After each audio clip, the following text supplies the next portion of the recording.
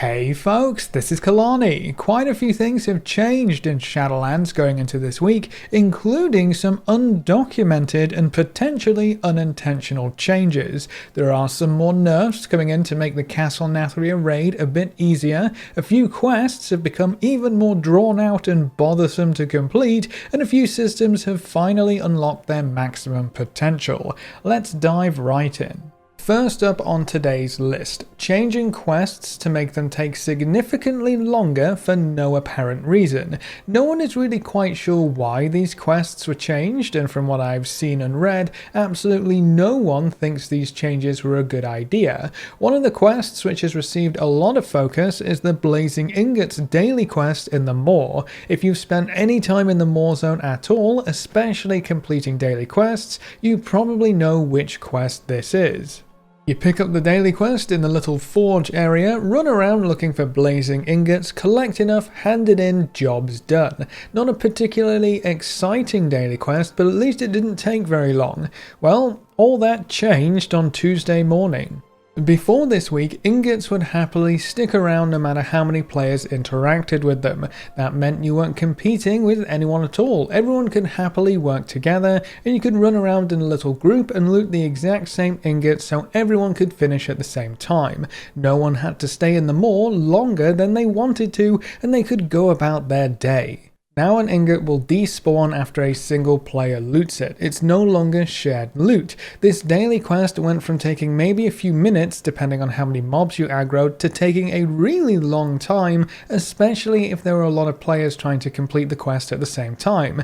That's pretty frustrating, but the main problem here is the reasoning. Why would this quest suddenly need changing? It seemed to work just fine before. I personally can't ever recall running into issues with not being able to loot an ingot, or too many players looting ingots, or anything that would prompt me to say, you know, that quest is probably broken. I hope Blizzard fixes it sometime soon. The only reason I can think of to change this quest is to slow players down, and to force them to spend more time in the Moor. Unsurprisingly, I think it will actually have the opposite effect. Players will spend less time in the Moor because they're just going to skip over this daily quest now. This actually isn't the only quest which has changed in this way. We also know of a world quest in Ardenweald called a Dangerous Harvest. This is the one where you have to collect 10 anima cones. Those anima cones used to be shared spawns for all players, but now they disappear when a single player has looted them, forcing everyone to fight over the quest items. So it seems like this undocumented change could have affected several quests or world quests that require you to loot specific quest items, and we just won't know about it until those world quests come around again. I think this kind of unannounced change is a bit strange. Loot quests specifically have moved further and further away from forcing competition among players. Shared spawns have been almost expected for this kind of quest for quite a few expansions now, and even when it comes to looting monsters for quest items, anyone who shares a tag can loot the appropriate items. Open tagging rules have made that significantly easier as well, so this change almost goes against the progression of quests up until this point. Now you may be thinking this could just be a bug and it will be reverted as soon as the dev team figures it out, or we'll get a hotfix to patch everything up toot sweet. That's honestly what I thought and what I was hoping for, and well, we weren't entirely wrong because the dev team has actually already pushed a hotfix. They noted in a blue post that they are working on a hotfix for this, and once the hotfix is live, blazing ingots and anima cones will respawn quickly after a player has looted them. Thankfully, after this hotfix went live, the quests did become much faster to complete, mainly because before they were taking absolutely forever to respawn, and now they don't, but because the loot still isn't shared, you are going to have to wait for each player to take their loot before you can get to yours. It's going to be a race of who can click fastest, and the player who clicks the fastest gets their loot and moves on.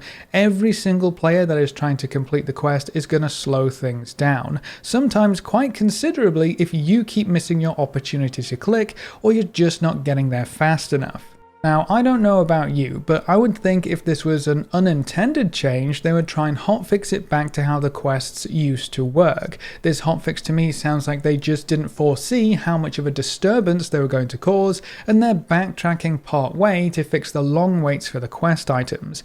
I don't get it, personally. Why move away from shared loot at all? Even gathering nodes have shared loot these days, and with how the average player has responded to the More Zone, I can't see why the dev team would want to frustrate players even further. Remember, patch 9.1 is all about the More Zone. That's its focal point. It's literally where we're going to be spending most of our time. You'd think they'd want to get players interested and invested, not push them away. Implementing this change, having it cause a huge kerfuffle, then having to rush out a hotfix also seems like a huge waste of time when there was no problem with the quest previously.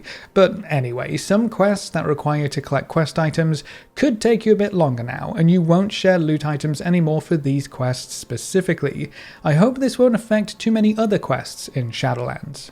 In other news, going into this week we'll also see some more nerfs for the Castle Nathria raid. There aren't too many, I'm afraid, but Sire Denathrius is included this time around. His health has been reduced by 9% on heroic difficulty, which will make the entire fight significantly easier to push through. Each phase of the fight starts when the boss gets to a certain percentage, so being able to get there faster means you'll have to deal with less mechanics and less adds throughout the fight. Less health also means you spend less time in the last phase, so beating the hardened raids should become easier as well. 9% health is also quite a large chunk. It's almost like getting 10% of the boss's health knocked off for free.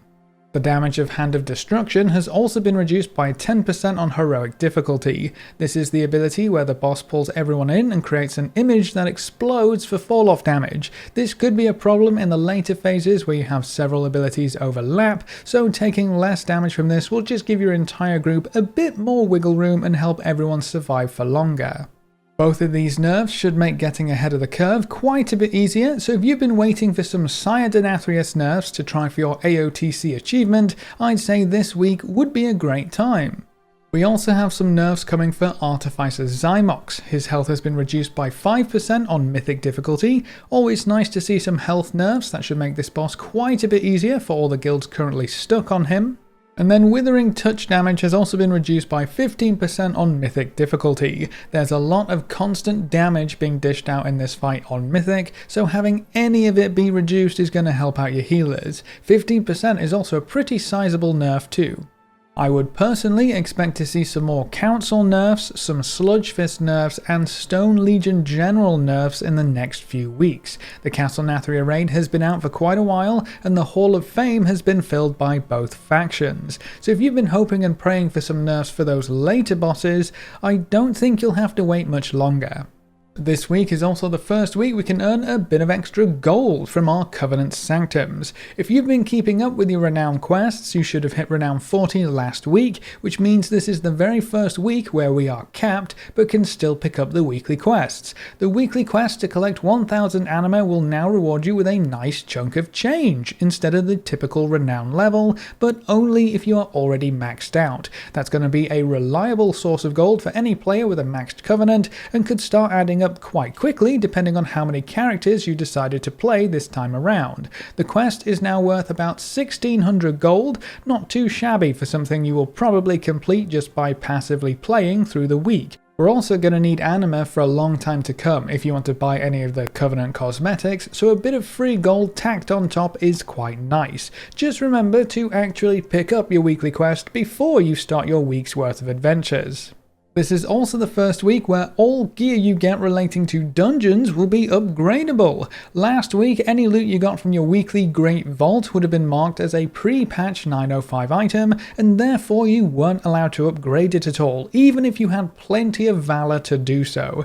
Now, any and all loot you get from Mythic Plus, including dungeon rewards from the weekly vault, are upgradable, so pay close attention to your dungeon rewards from now on. They might not be a big upgrade at their current item level, level, depending on what level of keystone you manage to complete for your Great Vault, but their maximum potential now is item level 220. You should be thinking, will this item be an upgrade if I can get enough valor to pump it up to item level 220? Maybe it's a best in slot trinket, maybe it's a cloak with perfect stats. No matter what it may be, don't rush through your weekly vault. You might just be sitting on a huge upgrade and all it needs is a little bit of love from your valor points. This also means doing a few extra dungeons per week to earn that extra loot option in your Great Vault might be more worthwhile, even if the reward won't end up being a super high item level. With everything being upgradable, every piece of loot has some awesome potential now.